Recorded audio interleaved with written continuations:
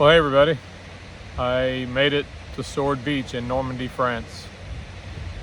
It's sunset right now, my first day. I figured I'd do this first video because it's a beautiful sunset. And, it's a little overwhelming being here. As you look around, there's people walking their dogs and kids playing on bikes down the boardwalk, and families and couples walking and whatever. And it's a very peaceful environment. Let me show you real quick. So this is just Sword Beach right here.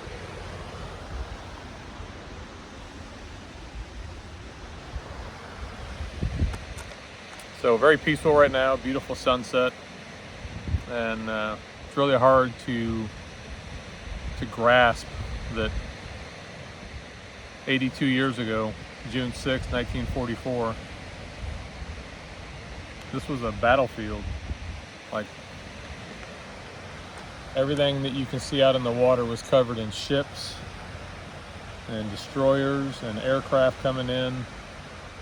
And then on the beaches out here was just extensive fighting with the German positions that were built in and around this shoreline.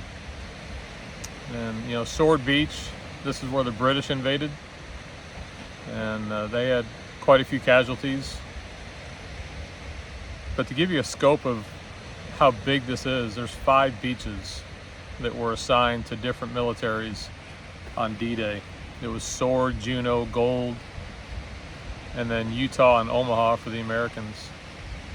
And that covers almost 50 miles of beach. I didn't really grasp how big the invasion was, but when you figure 200,000 soldiers, I think they said 100,000 ships and aircraft, but 50 miles of beachfront is what they covered. And the scope of it is just hard to even wrap your head around. But there was about 10,000 casualties just on the first day. The Americans took 2,400 just on Omaha. And that in itself is pretty difficult to grasp. 2,400 in one day. But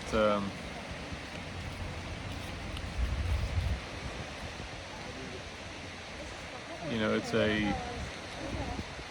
a big number that literally changed the scope and the course of humanity and history forever. Because had we not had those heroes do that on that day, make those sacrifices and literally run into walls of bullets coming at them from the Germans, and to keep going, it's only because of them. It's the reason why they're called the greatest generation, because it's only because of them that Europe was liberated. That started the liberation of Europe. And even though the Germans built some pretty impressive defenses along this entire shoreline, not just along these 5 beaches, but all the way up, basically everything that faced England, because on the other side of this water is England. And everything that faced England, they